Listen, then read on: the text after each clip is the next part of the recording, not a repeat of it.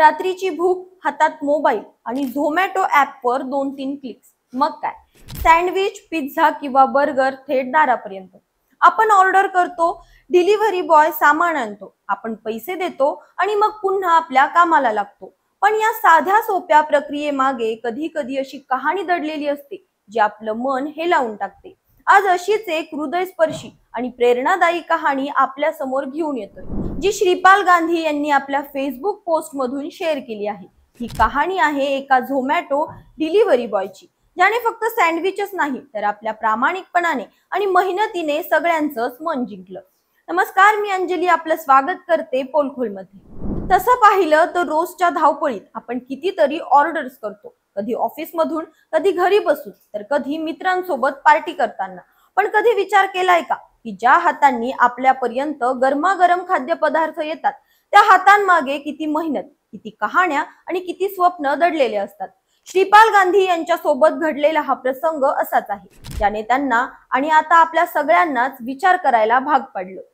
श्रीपाल यांनी एकदा झोमॅटो वरून सबवे मधून ऑर्डर केली. ऑर्डर होती सँडविच, कुकीज आणि चिप्सची. पण जेव्हा डिलिव्हरी बॉय त्यांच्यापर्यंत पोहोचला तेव्हा पिशवीत फक्त सँडविचच होतं, कुकीज आणि चिप्स गायब. श्रीपाल यांनी डिलिव्हरी बॉयला विचारलं, अरे मी तर चिप्स आणि कुकीज पण ऑर्डर केलं होतं. डिलिव्हरी बॉय थोडा गोंधळला पण अगदी नम्रपणे म्हणाला, सर कृपया रेस्टॉरंट किंवा झोमॅटोला फोन करून सांगा, मला काही माहित नाही. त्यानंतर श्रीपाल यांनी सबवेला फोन केला. तेव्हा कळलं की चुकून त्या दोन गोष्टी रेस्टॉरंट मध्येच राहिल्या होत्या.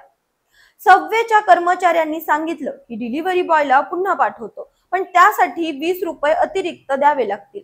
डिलिव्हरी बॉयला ही गोष्ट सांगितल्यावर त्यांनी पुन्हा तितक्याच नम्रपणे सांगितलं, सर आम्हाला जे पैसे मिळतात ते झोमॅटो कडून मिळतात. जोपर्यंत झोमॅटो सांगत नाही तोपर्यंत मला पुन्हा जाण्याची गरज नाही. पण तरीही तो डिलिव्हरी बॉय थांबला नाही. त्याने कोणतीही तक्रार न करता स्वतःहून पुन्हा रेस्टॉरंट गाठलं आणि त्या चिप्स आणि कुकीज घेऊन परतला.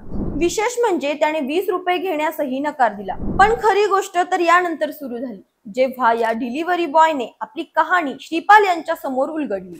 या डिलिव्हरी बॉयचं नाव ऐकून तुम्हाला वाटेल की हा कदाचित एखादा सामान्य माणूस असेल जो रोज डिलिव्हरीचं काम करतो, पण नाही.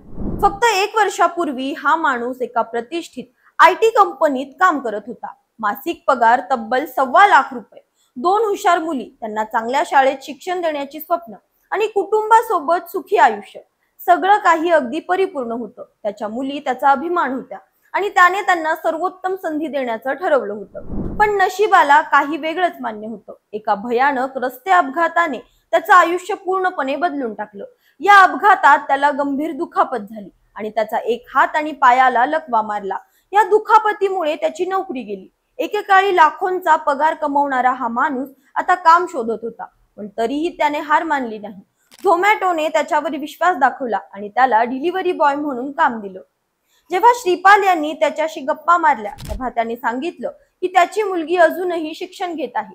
तिच्या शिक्षणाचा खर्च भागवण्यासाठी आणि तिला चांगलं भविष्य देण्यासाठी तो हे काम करतो. त्याच्या आवाजात कुठेही तक्रार नव्हती, फक्त एक बाप म्हणून आपल्या मुलींसाठी काहीतरी करायची जिद्द होती.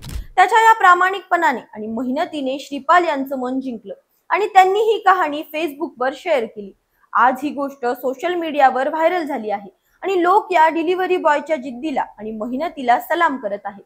आपल्या प्रत्येकाच्या आयुष्यात अडचणी येतात, पण त्या अडचणींना सामोरं जाण्याची हिंमत आणि प्रामाणिकपणा हाच खरा विजय आहे. पुढच्या वेळी जेव्हा तुम्ही झोमॅटोवरून ऑर्डर कराल तेव्हा या डिलिव्हरी बॉयकडे फक्त सामान देणारा माणूस म्हणून न बघता त्याच्या मेहनतीला आणि कहाणीला सलाम करा. कदाचित त्याच्याही आयुष्यात एक प्रेरणादायी कहाणी दडलेली असेल. तुम्हाला ही कहाणी कशी वाटली? तुमच्या आयुष्यातही असा कोणता अनुभव आहे का जिथे एखाद्या अनोळखी व्यक्तीने तुमचं मन जिंकलं? कमेंट्स मध्ये नक्की सांगा. अशाच माहितीपूर्वक व्हिडिओसाठी आमच्या चॅनलला लाईक, सबस्क्राईब आणि शेअर करा.